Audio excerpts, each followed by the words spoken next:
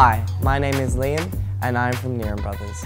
Now, I'm at Wired for Wonder where we have 4 fantastic speakers for you to hear from. A poet, a magician, an inventor, and a slightly less scary version of Big Brother. I hope you enjoy. Most magicians reveal the mystery of their trick. However, Vinh reveals the mystery behind the mind. I'm speaking with him at Wired for Wonder. The simplicity of the trick creates confusion within the human mind. Yes. Which is more complex, the mystery of the trick or the mystery of the human mind? And if the mind is more complex than the trick, how can it be fooled? Okay. You made me really think hard when you asked me this, okay? So what you're saying is the mind is more complex, so how can the mind that is complex fall for something that the mind created? Because other human beings created magic, right? And magic is simple, so how can something simple fool a complex mind? It's actually quite simple how it works. It's human nature to overcomplicate things. All right, so say for example, something that a lot of people can relate to, say weight loss, okay? It's actually really simple weight loss if you think about it. You just eat less, exercise more.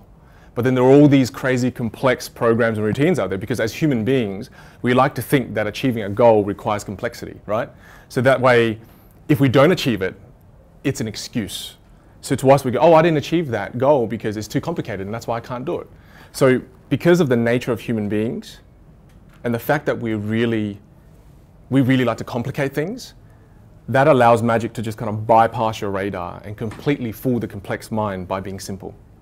So when you understand magic, magic is very, very simple. And that's the main reason. As human beings, we just naturally overcomplicate things. Mm-hmm. Yeah, it's the same with business or same with like success. We like to think success is really hard, so if we don't achieve it, then we think, oh, it's okay because it's really hard. That's why I didn't achieve it, because it's really hard. Mm-hmm. So we make things complex so we can use it as an excuse. Mm. And that's kind of the thought I put into it. Yeah, so hopefully that makes sense. No, it did make sense. It made sense. I guess, is science taking the mystery from magic? Or is science enabling magic to move from an art to a science? I think magic will always be an art and not in science, because magic is all about, magic is the art of performance. It's an art.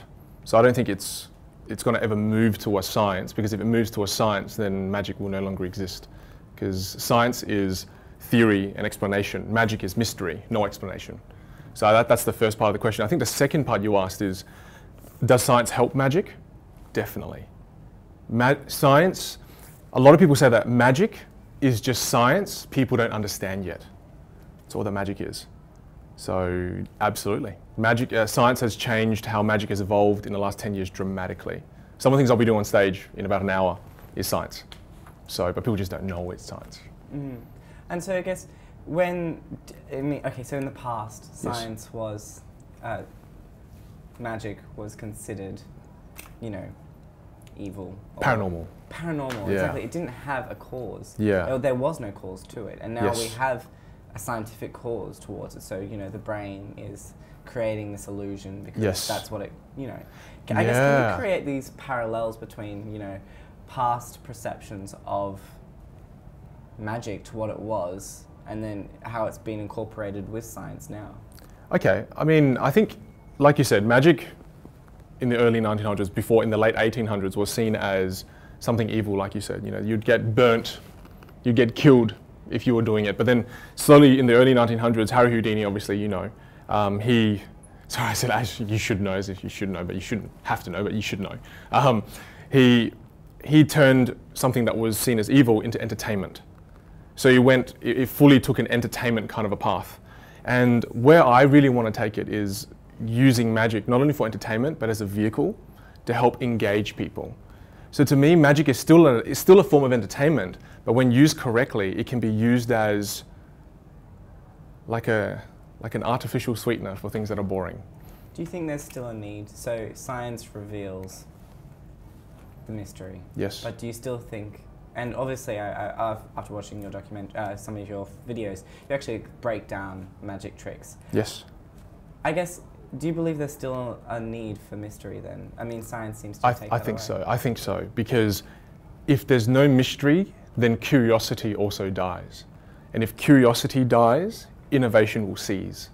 If you think about it, what's innovation? Innovation is somebody who questions the norm, who questions how things are. You know, why do I have to ride a horse?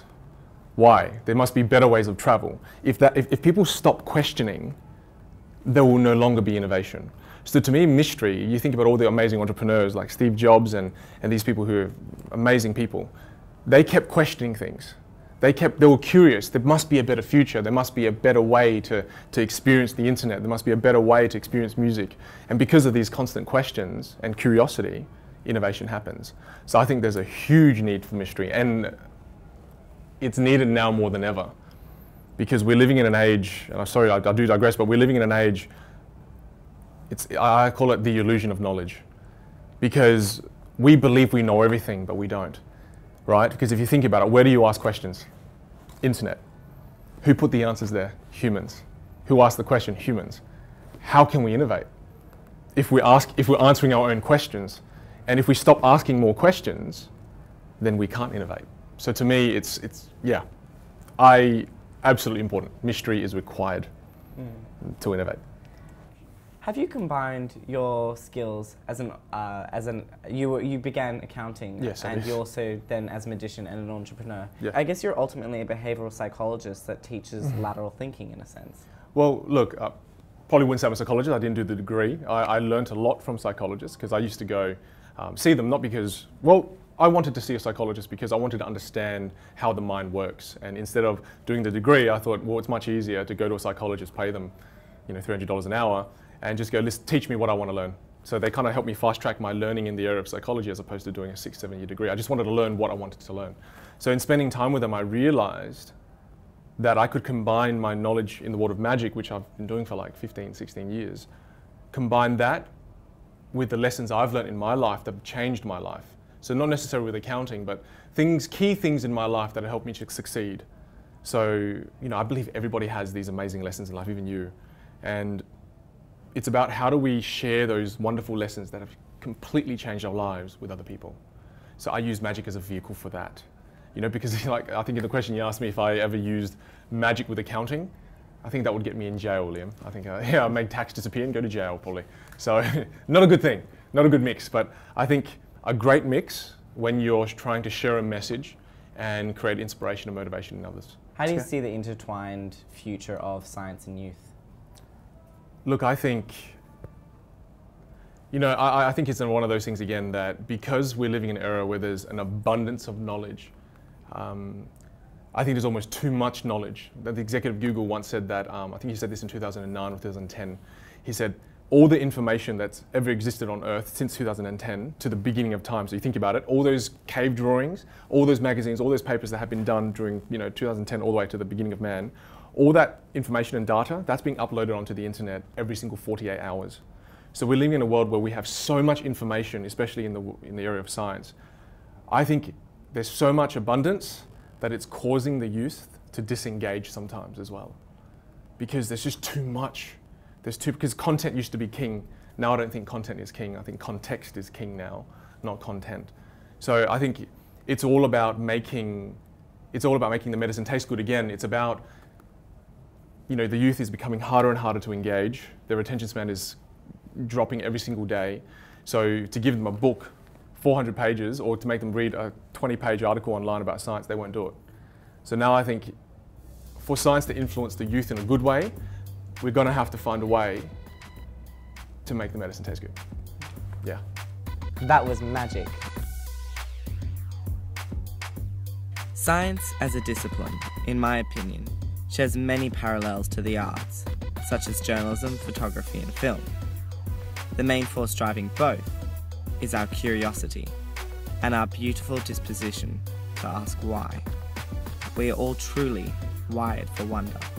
I hope you enjoyed.